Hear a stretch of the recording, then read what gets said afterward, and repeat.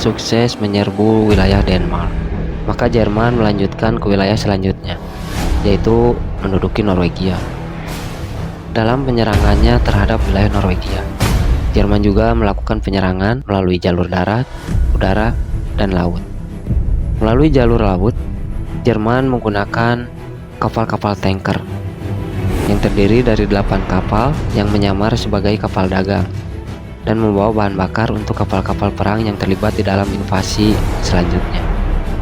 Selain kapal tanker, Jerman juga membawa kapal-kapal untuk perdagangan, yang dimana di dalam kapal ini diisi oleh suplai pasukan yang akan mendarat di Norwegia.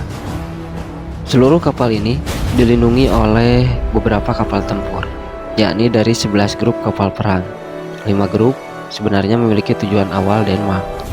Namun dengan jatuhnya Denmark dalam waktu yang singkat, maka kelima grup tersebut akhirnya melanjutkan penyerangannya kepada wilayah Norwegia. Semua pasukan angkatan laut didukung oleh kekuatan udara Luftwaffe yang terdiri dari 290 pesawat pembom, 100 pesawat pemburu, 70 pesawat intai, dan 500 pesawat transport. Sedangkan pasukan darat, Jerman menurunkan 5 divisi infanteri, masing-masing divisi ke-69, ke-163, ke-181, dan ke-214, serta divisi pasukan gunung, yakni divisi ketiga.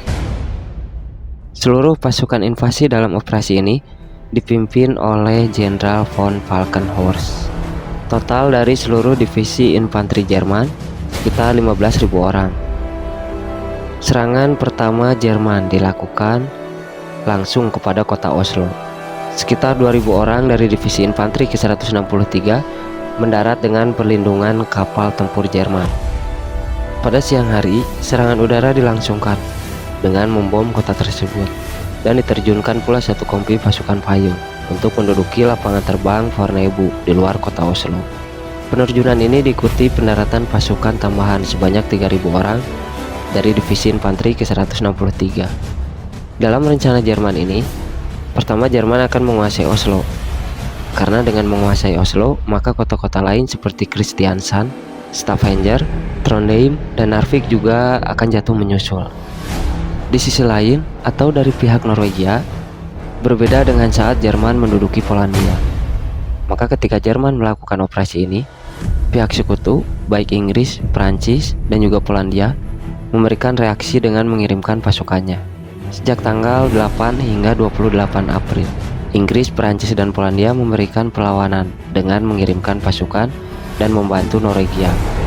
Selain mengirim pasukan, pihak sekutu juga menghadang konvoi kapal Jerman, bahkan membom lapangan terbang yang sudah diduduki oleh Jerman. Khususnya pada tanggal 10 April, yang dikenal dengan pertempuran pertama di Narvik.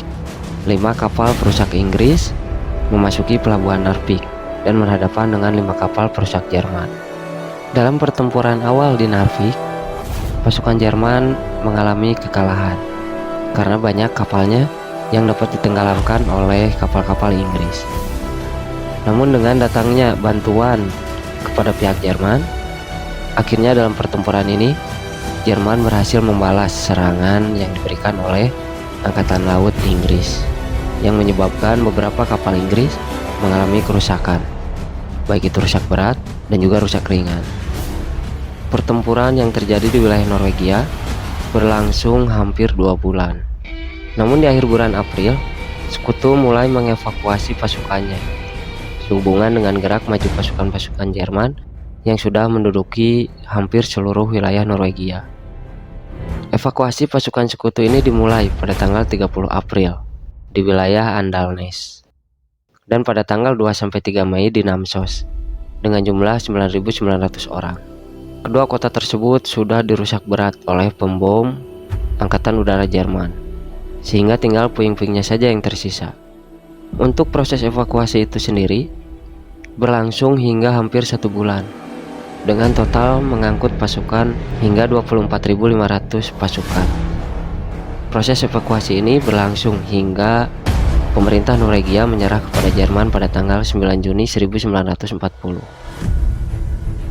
Mengenai korban jiwa, dari pihak Jerman adalah 5.636 tewas baik serdadu, pelaut, maupun pilot. Sedangkan pihak Norwegia sendiri kehilangan 1.335 orang, serta 300 penduduk sipil. Pihak sekutu sendiri kehilangan lebih dari 6.100 orang, baik hilang ataupun tewas. Sementara Norwegia, baik serdadu biasa maupun perwira cadangan yang menyerah kepada Jerman, diperbolehkan pulang ke rumah dan tidak ditahan. Dengan syarat, mereka harus menyatakan sumpah tidak akan mengangkat senjata melawan Jerman. Namun beberapa perwira, seperti Jenderal Rugg, tetap ditahan karena menolak bersumpah. Hitler sendiri memerintahkan kepada tentara Jerman untuk sedikit peduli dengan memenangkan hati dan pikiran rakyat Norwegia, bahwa kedaulatan mereka terkoyak mengingat netralitas mereka telah dilanggar dan negeri mereka telah diserang. Selain itu, banyak pula kota-kota Norwegia yang hancur akibat pemboman. Hal ini perlu dilakukan karena banyak orang Norwegia merasa setelah menguasai Denmark dan juga Norwegia, kini Jerman berencana untuk menguasai wilayah Eropa yang berada di dataran rendah, seperti Belanda, Belgia, dan Luxembourg, dengan tujuan utamanya adalah wilayah yang sangat besar, yaitu Prancis.